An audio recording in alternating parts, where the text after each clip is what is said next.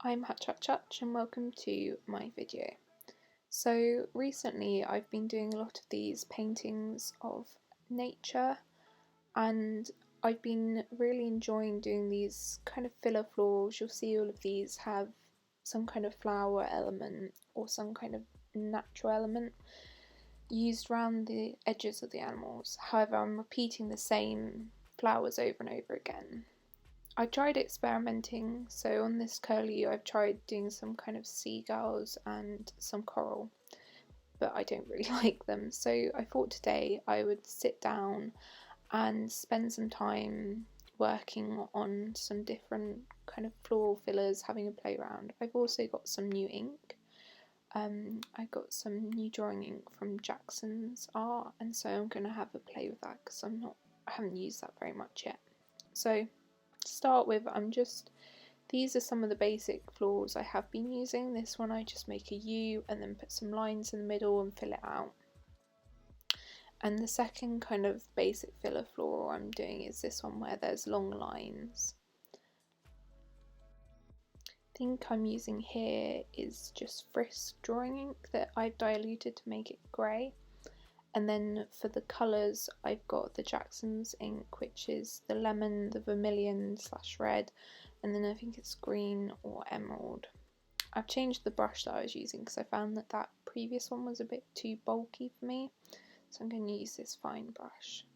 And I'm also speeding the clip up a little bit because otherwise we'd be here for days, me just drawing little lines. One of the things I really enjoy doing with these florals is making smaller versions, and then I use those smaller versions to fill in the spaces around the florals and around the subject.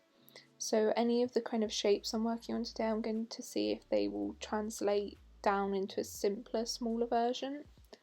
I'm also just adding in some more opaque black ink. This just adds a little bit more intrigue without distracting, I find, from the main subjects of the piece. So the first new shape I'm going to work on is this it's almost a heart, but it's not. It's more, the inspiration came from snowdrops, and it's a V shape with slightly curved inner wings. I think this works really well. It makes really nice, I can simplify it down even smaller and it makes really nice little V's. I started off using this vermilion and I decided that it doesn't really go with the yellow and the green, so I kind of stopped using it after this. So the next shape I've just worked on is these kind of circular shapes, and the idea behind this was when I came in to do the darker kind of details later on. However, you'll see that when I do that, it doesn't really work. These just kind of look messy. When I added in the details, it was too complex. I didn't like them. So the next shapes I was working on were these kind of like daisy type shapes. So these were just a big blob and then little lines coming out.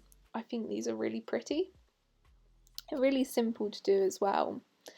The one thing with these is that they don't translate down to a smaller size very well, so I think these would work well if I was doing a larger piece and I had more space to fill. However, for some of the bits I've been doing recently have been quite small in scale, so these would the scale wouldn't be correct for them. However, I think that they're really pretty. Something else I realised at this point is that the yellow wasn't picking up very well on the camera, so I mixed in a little bit more green, so it's more of a lime colour and it works a little bit better. The next shape I was working on was kind of a clover or pansy type shape. I'd worked on this shape before, but I hadn't done it very often, so I thought I needed some practice, and I really like this shape. It's very simple to do. It's a bit like the original kind of one line star flowers I do, but instead of a line it's just kind of blobs. And I think I'm going to carry on doing these, but I just need a bit more practice in getting the positioning of the petals right. So this next shape I was working on was the kind of blob and then little lines coming out the top. These were supposed to be poppy heads, however they didn't really turn out very well. They look more like kind of blobs or pineapples, or just they just didn't look like poppy heads, and they didn't really look like flowers, so they were kind of a bit of a thumbs down from the start once I got going. I think if you added on little stalks to the end they could be cute, but no. In between clips I am shifting the paper around so that I don't smudge any wet ink. The next shape I was working on was slightly tulip inspired, similar to the V's I was doing earlier, but more of a kind of upside down bell shape. I like these, but I actually found them surprisingly tricky to draw, getting that kind of curve. I found quite hard, but they were quite cute. So looking at some of the finished flowers now, these little upside down flowers were super cute, but I don't think they work well with the added black. I think that they're good just on their own. Moving on, I think we'll just skip over the pineapple poppy seed ones. They were a bit of a failure, but these snowdrop inspired ones are super cute. I think that they're really simple to do but are quite effective, and I like the way that the little versions work, so you'll definitely be seeing some of these in my pieces in the future. And moving to these two at the top. So on the left we have the kind of pansy ones. I really like them, I just need more practice at doing them. The smaller ones are cute and simple to do, however the ones on the right, the kind of circly blobs, they just look like a mess. They're too detailed, but also you can't tell what they are. The ones with the dots in the middle, just again, you can't tell what they are. So some of those experiments were successful and some weren't. So I decided to do some of the more successful ones in a larger scale, have a bit more of a play around with them. So I start with these kind of daisy inspired ones. These are really cute. Like I said, I really love these. They're really simple. You can't really mess them up. You just do a big blob and then you do some lines out one of the sides.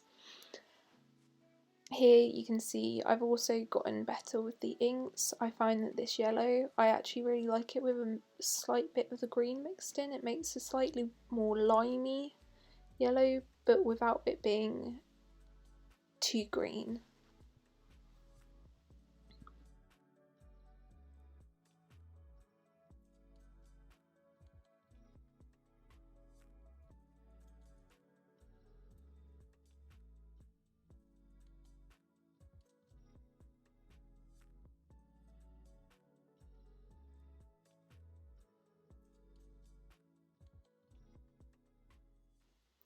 Another one of my favourite was these snowdrop ones. I just think they're really cute. I keep on making them almost like a heart shape though. You'll see that I do very rounded tops and then I change the top outer corners to being more of a kind of sharp angle 90-degree. But these are really simple to do, and again they just look cute. I like them.